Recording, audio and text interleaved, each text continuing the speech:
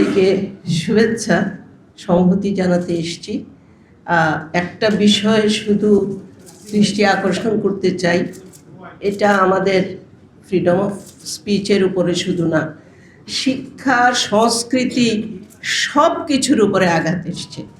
ছায়ানট কেন প্যান্ডালাইজ করা হলো, প্রশ্নটা রাখছি বর্তমান সরকারের কাছে।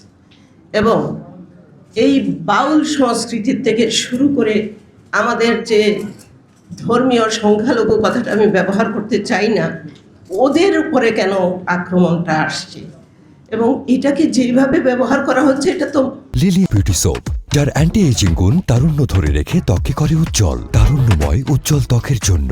রিমার্ক। মব সংস্কৃতিও না, এটা তো অরাজকতা। কারা করছে, কেন করছে, তাদেরকে কি চিহ্নিত করা যায় না? এই জায়গাতে আমি বলবো। এবং শুরু হয়েছিল যখন থেকে, তখন যদি শক্ত হাতে এই সরকার ব্যবস্থা নিত, আমি এটা বলে শেষ করি। শুরু হয়েছে কিন্তু গত বছরের 20-21 আগস্ট।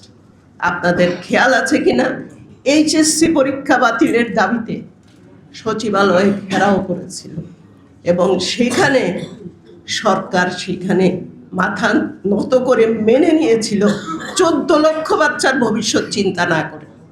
200 শিক্ষার্থী গিয়ে আন্দোলন করেছে। তারপরে দেখলাম এই মবের রাজত্ব হয়ে গেছে বাংলাদেশ।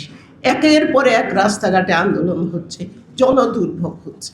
এখন তো দেয়ালে পিঠ থেকে গেছে। প্রতিবাদ শুধু না, প্রতিরোধ করব আমরা বৃহত্তর নাগরিক সমাজের একজন হিসেবে বলবো, আমরা আছি আপনাদের সাথে, সবাই মিলেই এটাকে প্রতিরোধ করতে হবে। লিলি বিউটি সোপ, যার অ্যান্টি এজিং গুণ তারুণ্য ধরে রেখে ত্বককে করে উজ্জ্বল, তারুণ্যময় উজ্জ্বল ত্বকের জন্য। রিমার্ক।